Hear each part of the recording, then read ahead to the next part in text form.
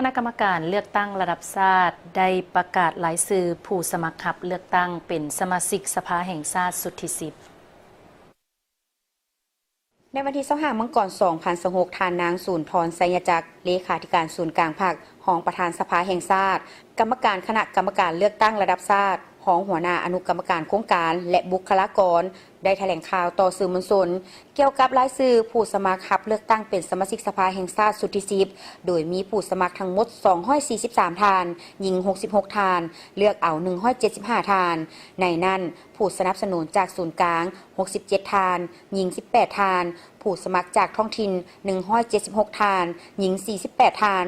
สสสสุดที่9สืบต่อสมัคร37ทานหญิง15ทานผู้สมัครจากรัฐวิสาหกิจ1ทานและผู้สมัครจากธุรกิจภาคเอกชน9ทานหญิง2ทานอิงตามมาตรา11ของกฎหมายว่าด้วยการเลือกตั้งสมาชิกสภาแห่งชาติและสภาประชาชนขันแขวงฉบับเลขที่58/สพสลงวันที่18มิถุนายน2024และรัฐธรรมรัฐของประธานประเทศฉบับเลขที่338/ปปทลงวันที่30ธันวาคม2025ว่าด้วยการประกาศจำนวนผู้สมัครรับเลือกตั้งเป็นสมาชิกสภาแห่งชาติสุดที่10และสภาประชาชนขันแขวงสุดที่5โดยผ่านการค้นคว้าพิจารณาตกลงเห็นดีของกองประชุมคณะกรรมการเลือกตั้งระดับชาติในครั้งวันที่23มังกร2026คณะกรรมการเลือกตั้งระดับชาติประกาศแจ้งรายชื่อผู้สมัครรับเลือกตั้งเป็นสมาชิกสภาแห่งชาติสุดที่10อยู่เขตเลือกตั้งต่างๆในขอบเขตทั่วประเทศซึ่งประกอบมีรายละเอียดดังนี้เขตเลือกตั้งที่1นครหลวงเวียงจันทร์มีจำนวนผู้สมัคร25ทานเลือกเอา19ทานเขตเลือกตั้งที่2แขวงพงศาลีมีจำนวนผู้สมัคร10ทานเลือกเอา7ทานเขตเลือกตั้งที่3แขวงหลวงน้ำทามีผู้สมัคร10ทานเลือกเอา7ทานเขตเลือกตั้งที่4แขวงอุดมไซ